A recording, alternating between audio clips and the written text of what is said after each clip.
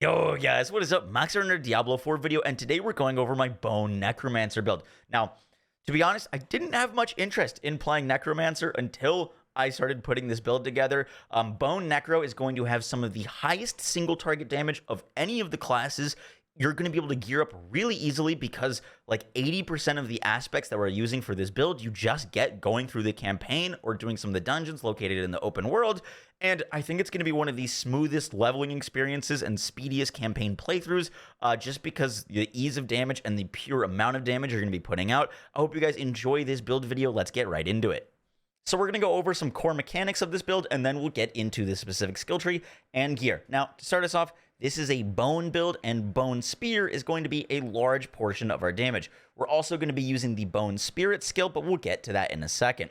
Now, bone spear has an aspect that you get during the campaign that reads, you deal up to 100% bonus damage to vulnerable enemies with the bone shards from bone spear. And if you put this on a two-handed weapon, it can go up to a 200% bonus damage multiplier to vulnerable enemies. Now, in order to get the most damage from Bone Spear, we're going to want it to crit. When Bone Spear crits, it creates up to 5 extra bone shards. Now, these bone shards are going to be what's getting this massive damage bonus to vulnerable enemies. We need it to crit, and we need it to be enemies to be vulnerable. And to do that, we're going to be using Corpse Tendril. Now, Corpse Tendril is a skill that pulls in enemies and stuns them, but what we're really using it for is two things. One, the Plagued Corpse Tendril's passive on the skill tree makes enemies pulled by Corpse Tendril or damaged by it, so this does work against bosses, vulnerable.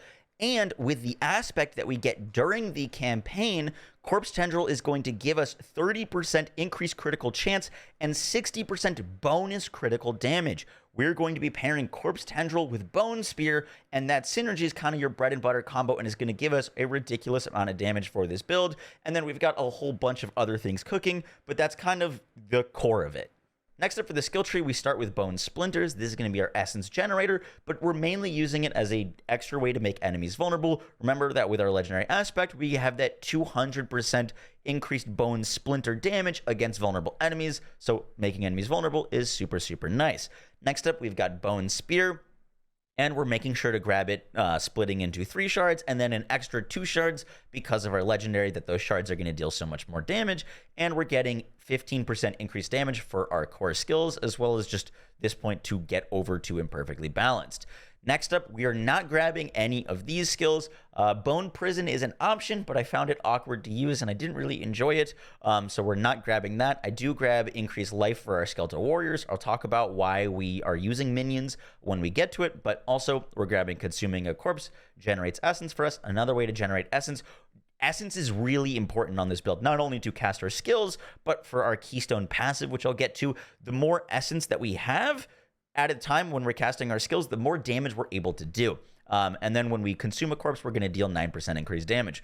We're not grabbing any curse skills. Close enemies take 6% more damage from you and deal 9% less damage. We're grabbing you deal 12% increased damage to distant enemies, which is very nice, and increase the damage and life of your skeletal mages by 60%. And here, this is a big node that we're going to be filling out. So we're grabbing Corpse Tendril because of that legendary aspect that's going to give us that like 60% increased critical strike damage and 30% critical strike chance. It's just insane with Corpse Tendrils. Plus, it's another way to make enemies vulnerable for our big explosions with our bone shards. We've also got Bone Spirit. Another cooldown skill, another bone skill. It's going to benefit from the amount of essence we're grabbing. If it critically strikes, we get cooldown. And when it hits an enemy, we get Bone Spirit Regeneration, or Spirit Regeneration. Next up, bone skills have increased critical strike chance for each 10 essence you have upon cast. Once again, this is going to empower Bone Spirit and our Bone Spears. We want as much essence regeneration as possible. After critically striking 10 enemies with bone skills, your bone skills deal 15% increased damage for 5 seconds. Once again, we're getting a bunch of crit, especially from Corpse Tendrils, to deal more crit and more damage with our skills. And our bone skills deal 18% increased critical strike damage to vulnerable enemies, which once again, Corpse Tendril will make enemies vulnerable. Our essence generator is going to make enemies vulnerable. Enemies will be vulnerable a lot of the time. Next up, we're not going for an ultimate. I was originally going Bone Storm, mainly for the critical strike chance increased while it's active. and that's still a good path to go. However, the one thing that this build is kind of missing is reliable, really strong AoE, as Bone Spear will hit enemies and then hit enemies behind them. But if you've got a big pack, you're kind of shooting at one at a time at the pack that's in front of you. So I think Bone Spear, it's kind of a must-have, and it's also going to be one of the hardest hitting skills that we can use, and it's going to have amazing synergy with our Keystone. So that's why I didn't go for the Bone Storm. Next up, after you have healthy for at least 4 seconds, you and your minions gain 12% attack speed. We maxed this out for a reason I'm about to explain, and then your minions cannot lose more than 45% of your maximum life from a single damage instance. We want our minions up, and we want them attacking quickly for this build. And lastly, the Ossified Essence. Your bone skills deal 1% increased damage for each point of essence you have above 50 upon cast. This is so good because it's another massive damage multiplier for our bone spirits and our bone spear, which is very nice. Now, for the reason we're using minions before we get into these legendary aspects, the big reason we want minions and minions doing attacks are because each time your cold mages damage enemies with their primary attack, you gain 2 essence. We want mages up, we want them attacking because they're free essence generation, and as you've seen from our skill tree, we gain a massive amount of damage from having essence, and that damage is going to outweigh the 15% increased damage that we're going to be doing to vulnerable enemies, because this is a multiplier that we don't have, and we already have damage to vulnerable enemies as a solid multiplier. So I think going with essence generation to scale with our passive is really important. Next up, I use these skeletal warriors for corpses. Reapers have a 15% chance to carve the flesh off of enemies forming corpses. We are going to be using corpses for getting essence back, which will empower our cast and also increasing our damage. So that's the reason I went skeletal warriors. In addition, having minions up is just another way for you to increase your survivability, because if enemies are hitting their minions, they're not hitting you. However, we're not using a golem because this 30% increased critical strike damage is just absolutely too nice to not use, and if we're not using an ultimate skill, there's not really too much reason to use a golem. You might end up using the Blood Golem absorbs 15% damage you would take at like Nightmare 4 difficulty for some extra survivability, but this is a massive damage multiplier for us, so we're going to grab that for now. Now let's go through the legendary aspects. Now I am using 9 legendary aspects, and 6 of them you get just by doing dungeons and going through the campaign. So this build is going to be relatively easy to assemble, and then the other pieces you can get just by getting lucky or gambling at Kadala, or use substitutes, which I will suggest. Now to start us off, on our helmet, we're using your maximum number of skeletal mages is increased by 2.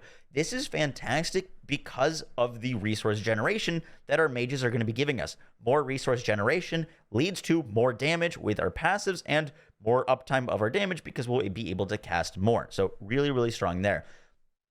Next up, we've got the Exploiters aspect. This is going to give us 50% increased damage to bosses, and this is already one of the stronger bossing builds I've seen for the different classes. Another 50% damage increase against bosses is just wild. Next up, we've got Aspect of the Grasping Veins. This is going to give us that increased critical strike chance and bonus critical strike damage that is going to skyrocket our damage and make really good use of the Corpse Tendrils. Then we've got the Aspect of Disobedience. This is going to increase our armor whenever we deal any form of damage, which is really nice, and you get this doing the campaign in Kyrgyzstan. Critical strikes grant us movement speed. We don't have any great movement skills that we're using, but we are going to be critical striking a bunch, so just more movement speed is going to be really nice, and then we can also just get this by completing the Shift to Runes. The Splintering aspect, we've talked about this a bunch. You get this in Dry Steps. Tons and tons of damage for our Necromancer. I've currently got the Aspect of the Swiveling Curse. This is going to give Bone Spirit up to 25% increased damage, and you get it from Hive in Skazglen. This is really nice. There is another one, the Aspect of Serration. This reads, the Ossified Key passive also increases your critical strike damage of your bone skills by 1% per essence up to 40%. This is going to be fantastic, but because this isn't a guaranteed drop from anywhere, I'm not wearing it right now. We're just going for the 25% flat damage, but that will be the better option later because of the massive crit multiplier it will provide. And then for our essence generation, we've got up to a 10% chance to generate 30 to 50 essence when hitting a vulnerable enemy with your bone skills, which is going to be all the time. So this is going to be a ton of essence generation. Until you get this, you could use the Umbral Essence or aspect. This you're going to get guaranteed restore 1 to 4 of your primary resource whenever you crowd control an enemy, and we're going to be crowd controlling enemies a bunch with our corpse tendrils, which will be really nice. But I do think that this is the better option. And lastly, we've got the Requiem aspect. You gain 3 to 5 maximum essence per active minion. This is a massive reason to use minions, and synergizes with having more minions. The skeletal mages will be giving us regen, but we're also going to get more max essence from them, and we're going to have our skeletal warriors up, which is why we want those to stay alive, because the more maximum mana we have, the more damage both ossified essence is going to grant us and the more damage that bone spirit will do. So I really do think you're going to want to rock minions with this build and also get as much essence and essence generation so that you have the highest damage uptime. Guys, that is going to do it for our Bone Necromancer build. I hope you enjoyed this like theory crafting / leveling setup for the Bone Necro. I'm going to have this link to this build planner in my Discord, along with all of my other builds for all of the other classes. I'll have a link to the Discord down below if you want to join them. We'll also have a section if you guys want to use this build planner to make your own builds and get reviews and criticisms or opinions on your builds from other players. So that'll be going on in the Discord. But yeah, I hope you guys enjoyed the video. It's kind of newer for me to venture into Diablo build videos, but I've been playing Diablo for a very long time. So yeah, I hope you guys enjoyed the video. Leave a like if it helped you out, and I'll catch you on the next one. Guys, take care. Peace.